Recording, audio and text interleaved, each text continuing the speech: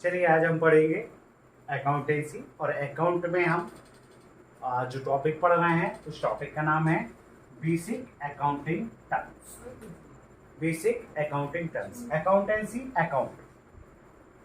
Accountancy भी बोलते हैं, अकाउंट भी बोलते हैं, दोनों नामों से जाना जाता है, इसलिए मैंने दोनों नाम लिख दिए। Basic accounting term.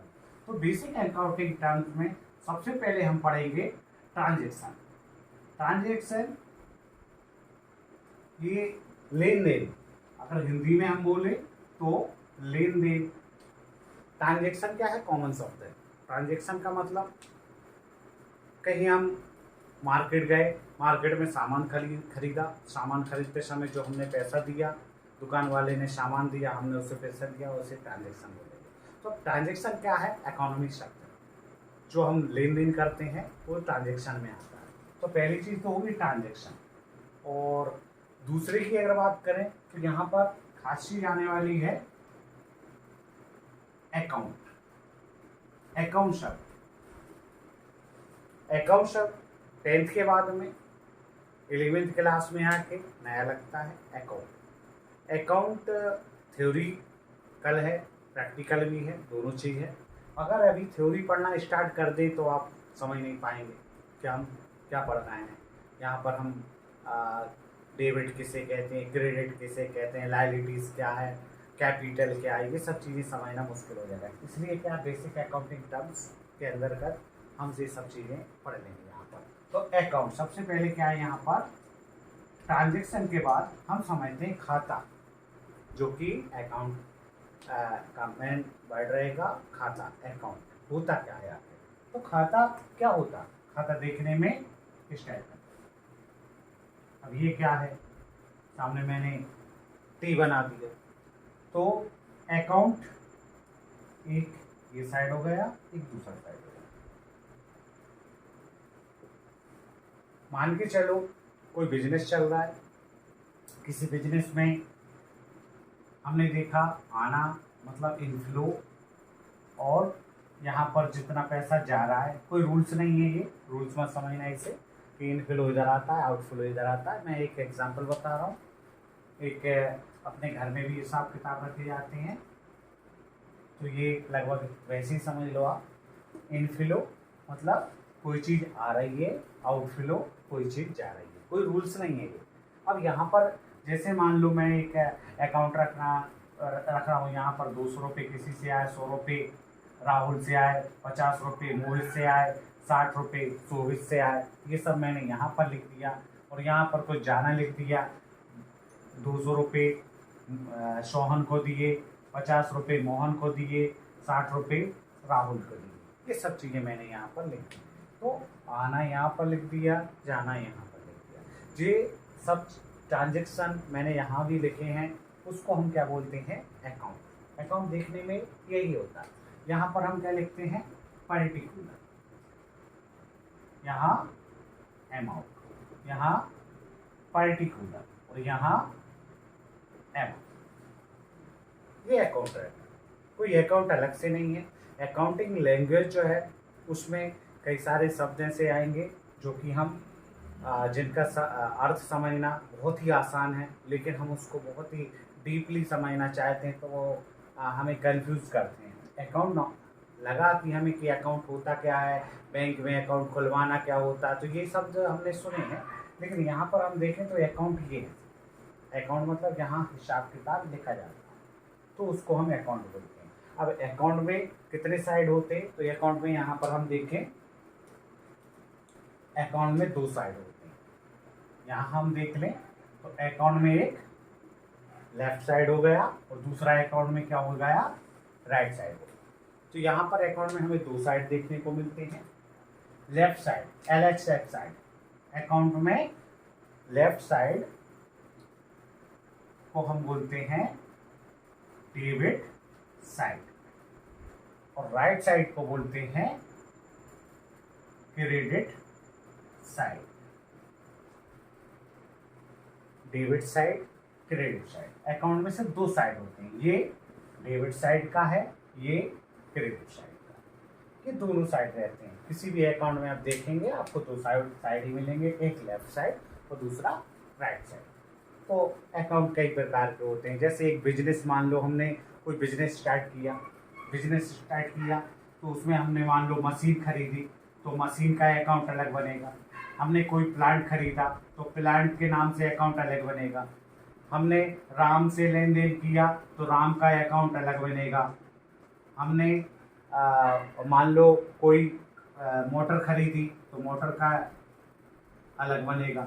हमने बिल्डिंग खरीदी बिजनेस के लिए तो बिल्डिंग का अकाउंट अलग बनेगा। जो हम कैश का यूज़ कर रहे हैं बिजनेस में तो कैश के लिए अकाउंट अलग बनेगा, जिसे कैश अकाउंट बोलेंगे। जो हम पैसा लगा रहे हैं कैपिटल का अलग बनेगा। तो कई सारे अकाउंट होते हैं, हम जब पढ़ेंगे तो हर एक के बारे में विस्तार से जानकारी लेंगे और हर एक के बारे में जानेंगे। तो अकाउंट शब्द आपको शायद समझ में आ गया होगा कि अकाउंट हम किसे कहते हैं। अकाउंट मतलब जहाँ उस खाते से संबंधित सभी जानकारियाँ लिखी जाए वो अकाउंट होता है। अब इसमें आता कैपिटल। जनरली क्या, कैपिटल हम राजधानी से समझ लेते हैं, जैसे इंडिया कैपिटल दिल्ली। तो अकाउंटिंग लैंग्वेज में कैपिटल का मतलब पूंजी होता है। पूंजी, मान के चलो कोई बिजनेस हम कर रहे हैं तो बिजनेस करने के लिए हमें उसमें पैसा लगाना। जैसे मान लो राम कोई बिजनेस चालू कर रहा है अपना, राम जो बिजनेस में पैसा लगाएगा उसे हम कैपिटल बोलते हैं। कैपिटल मीन्स पूंजी। क्योंकि अकाउंट में बिजनेस अलग रहता है, बिजनेस जो है ना उसकी एंट्री मतलब अस्तित्व जो है वो अलग रहेगा, बिजनेस का अस्तित्व अलग रहेगा और उसके जो मालिक का, ऑनर का अस्तित्व अलग रहेगा। तो राम जो पैसा बिजनेस में लगाता है उस पैसे को हम कैपिटल बोलते हैं। और बिजनेस के लिए ये जो कैपिटल होती है वो लोन कहलाती है। लोन मतलब उधार लिया गया ऋण। किससे लिया? ऑनर से लिया, इंटरनल में आता है। तो जो पैसा लगाया वो कैपिटल है। Capital means the money invested by the owner. Owner मतलब राम। राम ने जो मनी इन्वेस्टेड की है, कहाँ पर इन्वेस्टेड की?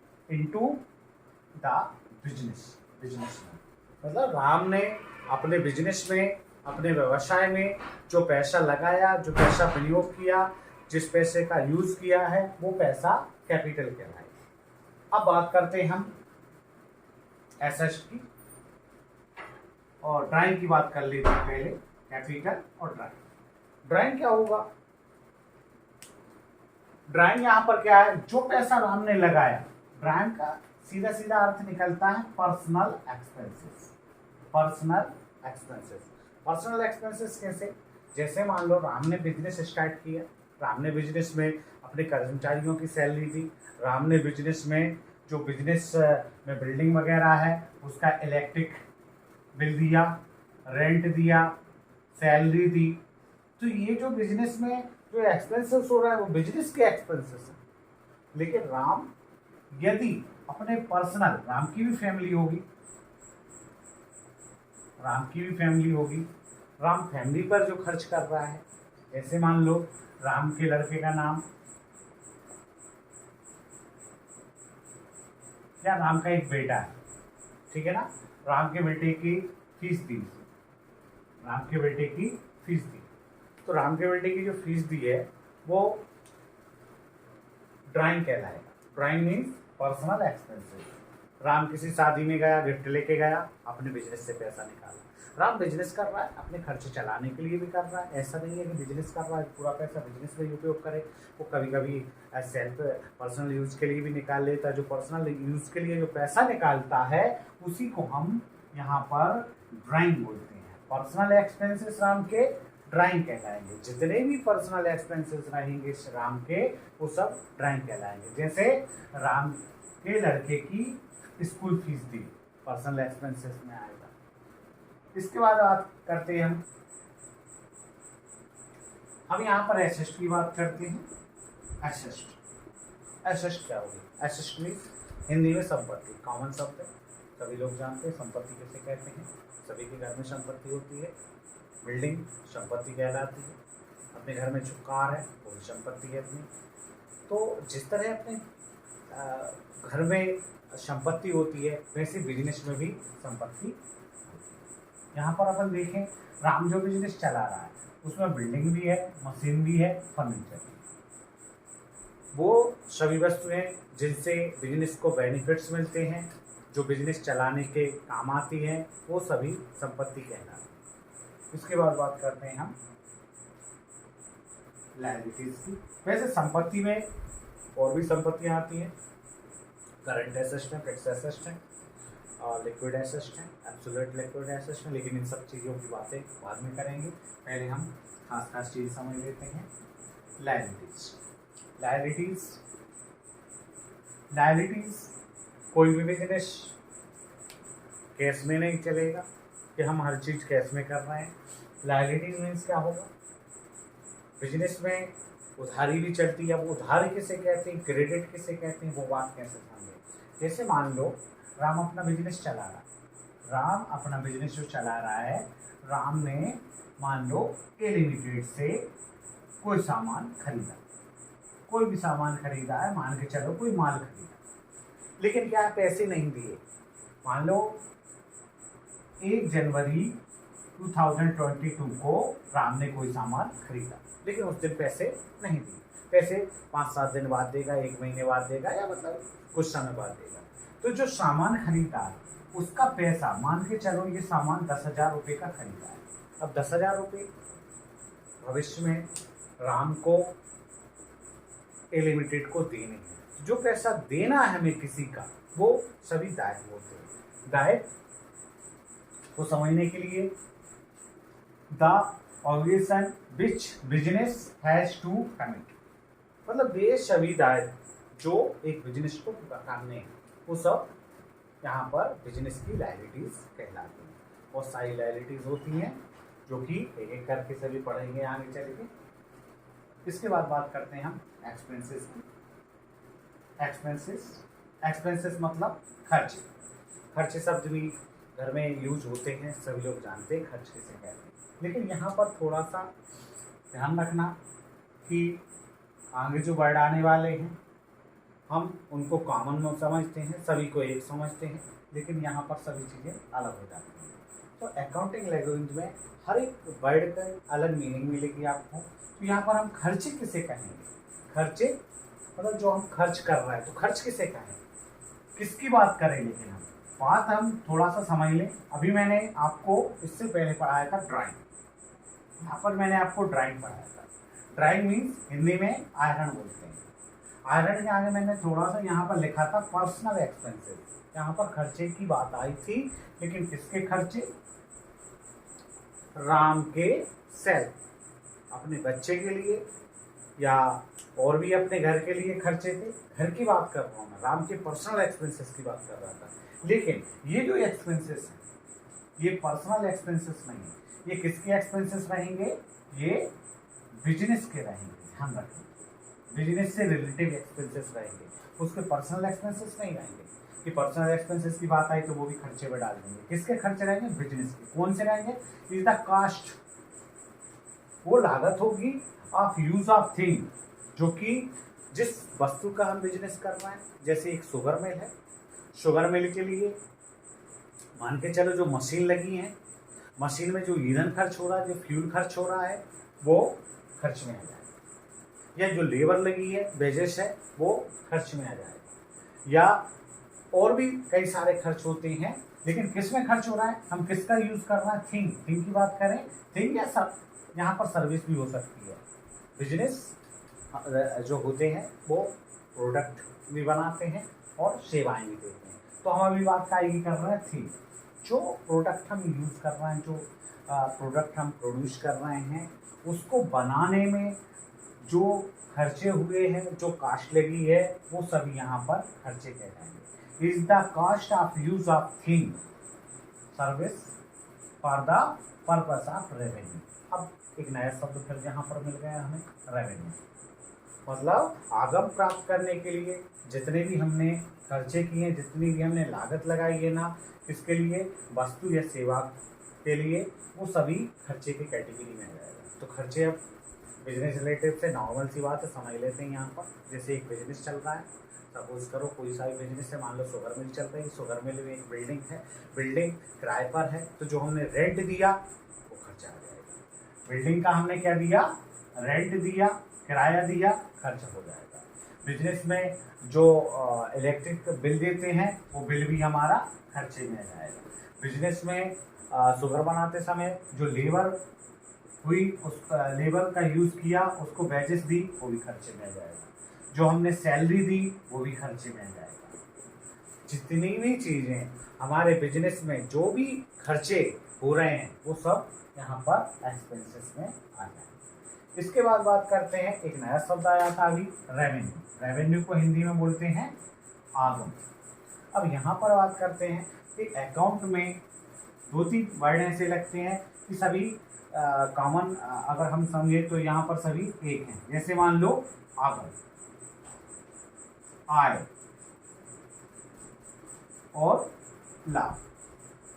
हम अगर ऐसे बात करते हैं तो हमें तो आगम, आय और लाभ तीनों एक से लगते हैं, लेकिन यहाँ पर तीनों में, अकाउंट में तीनों में अंतर है। हम तीनों की बात कर लेते हैं। रेवेन्यू, रेवेन्यू मीन्स क्या होता है, amount receive for sale of goods.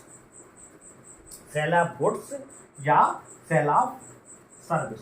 Service भी हम बेचते हैं, माल भी बेचते हैं। मान लो कोई बिजनेस है, उस बिजनेस का प्रोडक्ट है कोई, उस प्रोडक्ट को हम गुड्स, ये फिर नया शब्द आ गया एक गुड्स, उसके बारे में भी बता देता हूँ। अभी पहले मैं आपको गुड्स के बारे में बता दूँ। यहाँ 11 नंबर में मैं लिख देता हूँ गुड्स। गुड्स मीन्स माल। पहले इसको समझ लो, फिर मैं रेवेन्यू बता दूंगा। यहाँ पर गुड्स मीन्स क्या होता है, माल। माल क्या होता है, जो बिजनेस, जैसे मान लो ये बिजनेस है राम का, ये बिजनेस काय का व्यवसाय कर रहा है, शुगर का। शुगर मतलब शक्कर का बिजनेस कर रहा है, तो इसके लिए शक्कर बिजनेस, शक्कर जो है वो गुड्स कैटेगरी का हो जाएगा, उसको हम माल बोलेंगे। मान लो ये फर्नीचर का क्रय विक्रय कर रहा है तो फर्नीचर गुड्स हो जाएगा। मान लो ये कपड़े का व्यापार कर रहा है तो कपड़ा इसके लिए हो जाएगा माल। तो जिस वस्तु का हम व्यवसाय करते हैं वो वस्तु गुड्स कहलाती है, ठीक है ना। तो गुड्स किसे कहेंगे, जिस वस्तु का हम बिजनेस कर रहे हैं, ठीक है ना। अब यहाँ पर हम कहाँ थे, revenue. Revenue means amount receive, amount जो हमें प्राप्त हुई, फॉर काहे से प्राप्त हुई, सेल ऑफ गुड्स या सर्विस। हमारे सामान के बेचने से जो भी अमाउंट प्राप्त हुई है वो सब क्या कहलाएगी, गुडविल, वो माल कहलाएगा। मान के चलो हमें 1000 रुपये हमारे सामान बेचने से प्राप्त हुए। अब इनकम किसे कहेंगे, इनकम मीन्स आय।